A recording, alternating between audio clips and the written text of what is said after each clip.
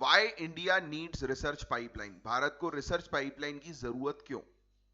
तो गाइज आप सब जानते हैं कि आत्मनिर्भर भारत का सपना बिना आत्मनिर्भर ज्ञान के पूरा नहीं हो सकता। असली समस्या है कि भारत में ज्ञान एक आइलैंड की तरह बटा हुआ है। बात समझिएगा। एकेडमिया की बात करें तो एकेडमिक्स में मतलब वो इंस्टीट्यूशंस में रिसर्च होती है। इंडस्ट्री की बात करें तो यहां प्रोडक्ट्स और सर्विसेज बनती हैं। और मार्केट की बात करें जहां प्रोडक्ट्स बिकते हैं। ये तीन चीजें हैं। बात समझिएगा, हमारे यहाँ यूनिवर्सिटीज की रिसर्च बहुत कम ही बाजार की जरूरतों से जुड़ पाती है। यानी कि डिमांड जो है मार्केट की, उस डिमांड से बहुत कम ही रिसर्च कनेक्ट कर पा रही है। और एक अच्छी रिसर्च बस एक पेपर पर बनकर रह जाती है, प्रोडक्ट नहीं बन पाती।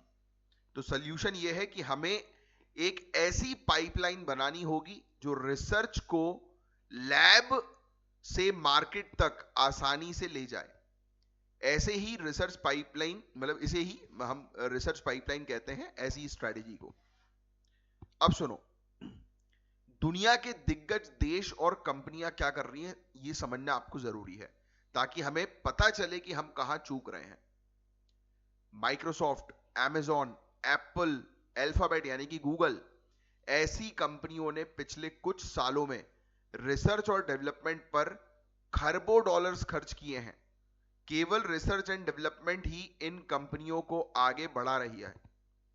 इसके मुकाबले हमारी बड़ी भारतीय कंपनी का ग्रॉस रेवेन्यू का रिसर्च एंड डेवलपमेंट पर खर्चा बहुत कम है।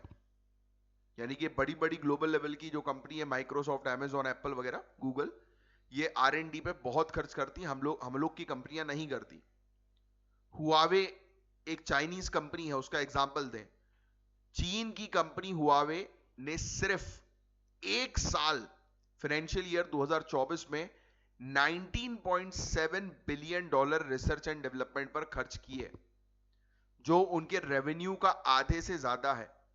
उन्होंने बिल्ड योर ड्रीम्स और बाइडू जैसी चाइनीज मल्टीनेशनल कंपनीज के साथ मिलकर काम किया और बड़ी सफलता हासिल की। यह दर्शाता है कि रिसर्च पर खर्च करना ही लॉन्ग टर्म ग्रोथ देता है। अब अपने देश पर नजर डालें तो हमारे देश में जीडीपी का सिर्फ 0.65% है रिसर्च एंड डेवलपमेंट पे इन्वेस्टमेंट।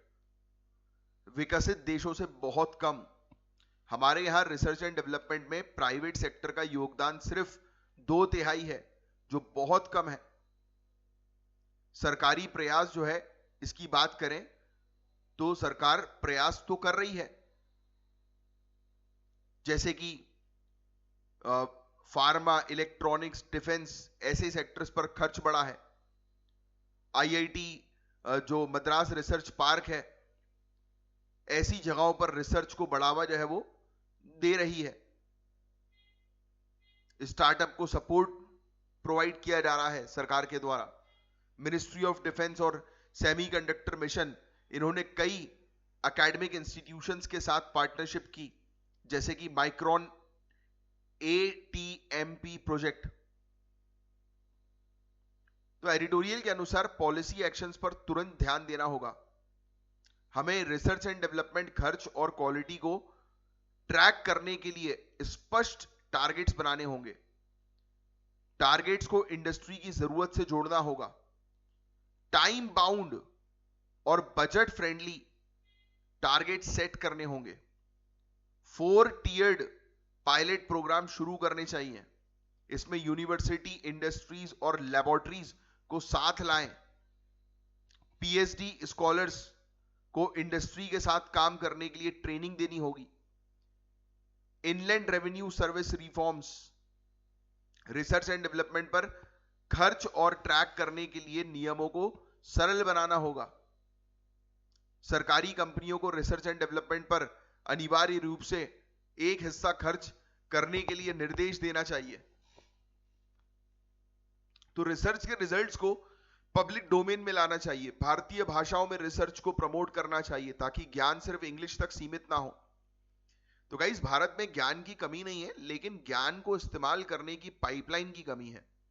तो अगर हम एजुकेशन, रिसर्च और इंडस्ट्री को एक साथ कदम से कदम मिलाकर चलने के लिए मजबूर करें तो इंडिया ग्लोबल रिसर्च लीडर बन सकता है।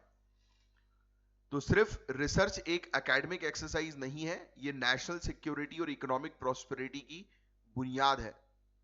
तो ये चीज जो है वो थोड़ी सी ध्यान में जो है वो रखिएगा, काफी ज्यादा इंपॉर्टेंट है।